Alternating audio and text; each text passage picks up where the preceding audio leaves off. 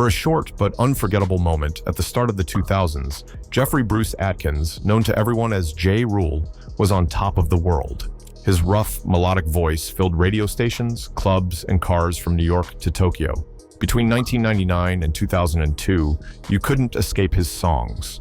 He wasn't just famous, he defined the sound of that era. But 2 decades later, Ja Rule's name means something very different. The fame, the money, the hits, all of it faded away, replaced by years of jokes, internet memes, public feuds, a prison sentence, and a festival disaster so bad it became world famous. This is the story of how everything fell apart for Ja Rule.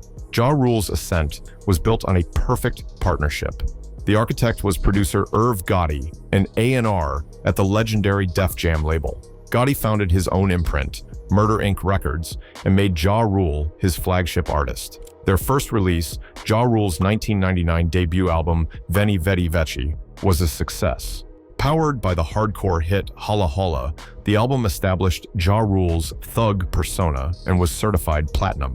But it was their next move that would change music. For his second album, Rule 336, Gotti and Ja Rule pivoted. They moved away from pure hardcore rap and perfected a new, revolutionary formula, a soft-hearted thug, delivering gruff verses, paired with a sweet R&B hook from a female singer. Long before it was common, Ja Rule was blending singing and rapping, wearing his heart on his sleeve. The result was an explosion. Rule 336 debuted at #1 on the Billboard 200, selling 276,000 copies in its first week. It featured the massive singles Between Me and You and Put It On Me, his first top 10 hit. The album was certified triple platinum. If Rule 336 was the explosion, his third album, Pain Is Love, released in 2001, was the shockwave that reverberated around the globe. It was an even bigger monster, debuting at #1 with 361,000 copies sold, knocking his own Def Jam label mate, Jay-Z, with The Blueprint, from the top spot. This album, which also went triple platinum, was powered by a string of hits that defined the murder pop sound. These included Livin' It Up, featuring Case, and Always on Time, featuring new label mate Ashanti. This latter track became both artist's first #1 song on the Billboard Hot 100. This success was amplified by his work with Jennifer Lopez. Their I'm Real Murder remix was a true cultural moment. Produced by Gotti and featuring Ashanti on background vocals, the remix was a bigger hit than the original and also went to #1. They immediately repeated the success with the Ain't It Funny remix, which also rocketed to #1. From 2001 to 2002, Ja Rule was a pop god. His career, however, was completely dependent on the Murder Inc. empire. His hits were Gotti's productions featuring Gotti's artists. This synergy was their greatest strength and their greatest weakness. Any attack on the Murder Inc. machine was a direct existential threat to Ja Rule. As Ja Rule dominated the pop charts, a conflict was brewing in his own backyard of Queens, New York. This was not a rap beef. It began as a real physical conflict with a then unknown rapper named Curtis Jackson, also known as 50 Cent. The origin story is disputed. In 1999, Ja Rule was robbed at gunpoint for his chain. 50 Cent claimed the beef started when Ja Rule later saw 50 with the man who robbed him. Ja Rule has denied this, claiming 50 Cent was angry about being snubbed by the Murder Inc. camp at a video shoot. Whatever the spark, the fire escalated quickly. The two had a physical fight in an Atlanta nightclub. Then in March 2000, the two crews clashed at the Hit Factory studio in New York City. In the brawl, 50 Cent was stabbed. A Murder Inc. rapper, Black Child, was arrested and later took credit for the stabbing. 50 Cent would later be shot 9 times, an incident unrelated to Ja Rule, and, upon his recovery, was signed by Eminem and Dr. Dre. This gave him a global platform to launch his musical assault. His first strike was Wanksta, a single from the 2002 8 Mile soundtrack. 50 Cent openly stated the song was inspired by Ja Rule. The song was a massive hit and successfully painted Ja Rule, the soft-hearted thug, as a wanksta, a fake gangster. The killing blow came in 2003 on 50 Cent's massively successful debut album, Get Rich or Die Tryin'. The track, Back Down, is widely considered the nail in the coffin of Ja Rule's career. It was a scathing, personal, and relentless diss that clowned Ja for singing and attacked his wife, his mother, and his entire thug persona. 50 Cent had weaponized Ja Rule's greatest strength against him. 50 Cent's brand was built on authentic street credibility, surviving 9 shots. He successfully argued that this authenticity could not coexist with Ja Rule's pop-friendly singing R&B duets. The pop fans Ja Rule had courted were not loyal. They dropped him in a heartbeat for 50 Cent, who was suddenly cooler. Ja Rule was forced to respond. He released Blood in My Eye, 2003, an entire album aimed at 50 Cent and his G-Unit crew. The album was a commercial catastrophe. It failed to even reach gold. The man who had just gone triple platinum twice in a row could barely sell records. The commercial annihilation was immediate and complete. A look at his album sales shows the stark contrast between his peak and his fall. His 2000 album, Rule 336, sold 276,000 copies in its first week and was certified 3 times platinum. His 2001 follow-up, Pain is Love, did even better, selling 361,000 in its first week and also going 3 times platinum. The Last Temptation, released in 2002 just as the beef was starting, still sold a strong 237,000 copies in its first week and went platinum. But after 50 Cent's attack, Ja Rule's 2003 diss album, Blood in My Eye, collapsed, selling only 139,000 in its first week and failing to even reach gold certification. His 2004 album, Are You Lay, fared only slightly better, selling 166,000 copies in its first week and managing a gold certification, a shadow of his former success. The most painful irony of the beef is what 50 Cent did next. After destroying Ja Rule's career for singing and making corny pop songs, 50 Cent adopted their formula. He proceeded to release his own string of massive pop rap hits built on R&B hooks like 21 Questions, PIMP, and Candy Shop. He didn't just end Ja Rule's career, he stole his sound, paired it with the authenticity he had stripped from Ja, and took his place as the new king of pop rap. At the exact same time Ja Rule was fighting 50 Cent for his career, his label, Murder Inc., was fighting the US government for its very survival. In January 2003, federal agents raided the Manhattan offices of Murder Inc. The allegations were shocking. The feds accused Irv and Chris Gotti of laundering over $1 million in money. The money allegedly came from one of New York's most notorious kingpins, Kenneth Supreme McGriff, leader of the Supreme Team Gang. The government claimed McGriff had provided startup money for Murder Inc. in the late 1990s and continued to act as the label's muscle. This investigation was shockingly and directly linked to Ja Rule's rap feud. Federal documents alleged that McGriff and Murder Inc. employees had an ongoing plot to kill 50 Cent. The motive, according to the feds, was 50 Cent's song Ghetto Quran, which exposed McGriff's criminal history. This put Ja Rule in an impossible, career-destroying pincer. On one side, 50 Cent was attacking him for being a fake thug. On the other side, the federal government was accusing his label of being a real criminal enterprise involved in money and attempted murder. He was trapped. He couldn't respond to 50 Cent by acting tougher because his bosses were on trial for doing exactly that. As one Murder Inc. insider noted, the message to Ja was, "Please, Ja, don't say nothing right now because everything you say will be used against us in a court of law." He was muzzled, unable to defend his career, while his label was being torn apart. Irv and Chris Gotti went to trial. Ja Rule remained loyal, appearing in court to support them. In December 2005, the Gotti brothers were acquitted of all charges. It should have been a victory, but it was a hollow one. The damage was done.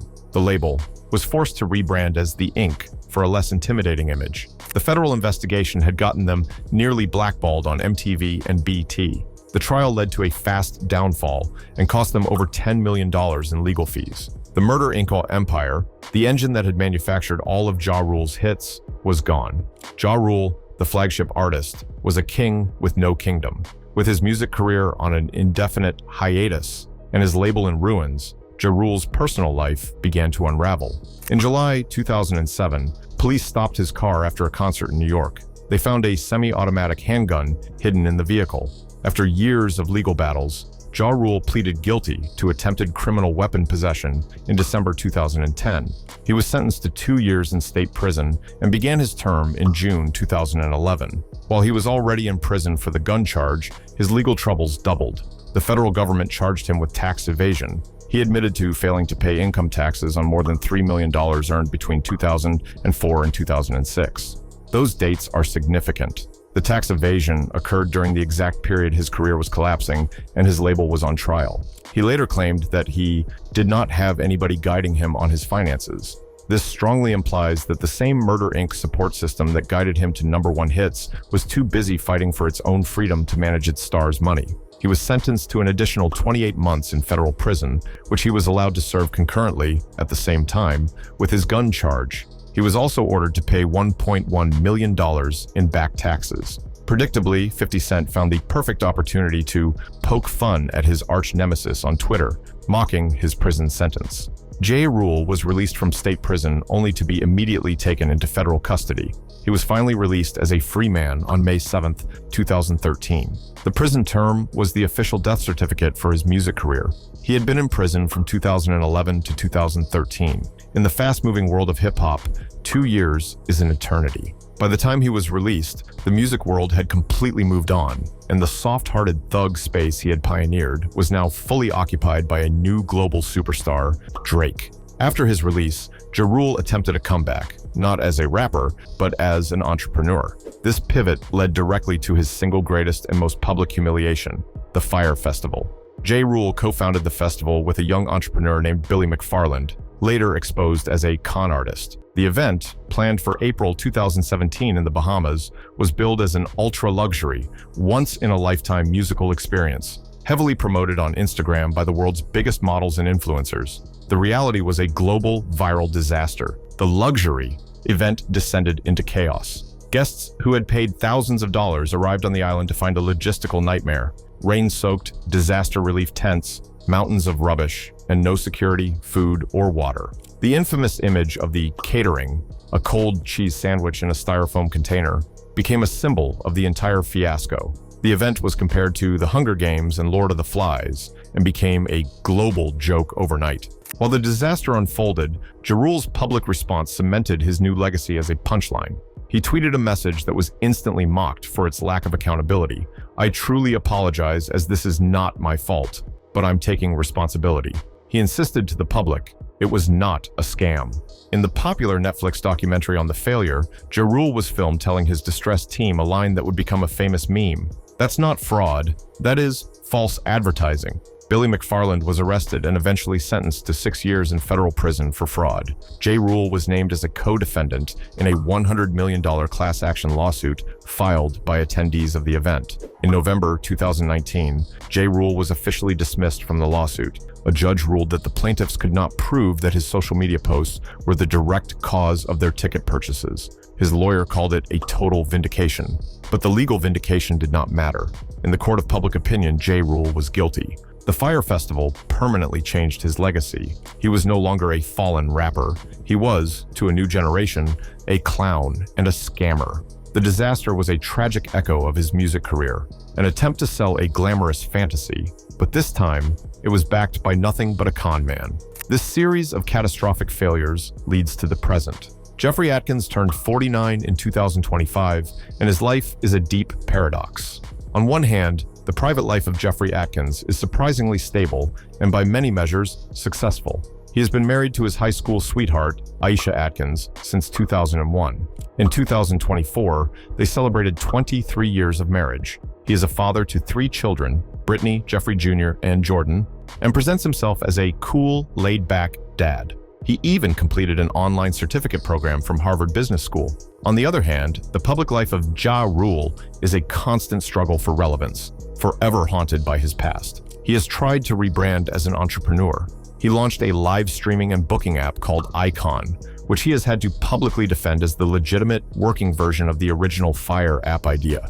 He launched an NFT platform called Flipkick. His first major sale on the platform was a painting of the Fyre Festival logo that had been hanging in his house. It sold for $122,000. But these ventures are always overshadowed by his past. When he announced a potential $100 million record deal in 2024, he was met with widespread public doubt and mockery. In February 2024, he was denied entry into the United Kingdom for a planned tour, citing his criminal record. The core of the sad narrative is that his public identity is still completely defined by the beef he lost 20 years ago.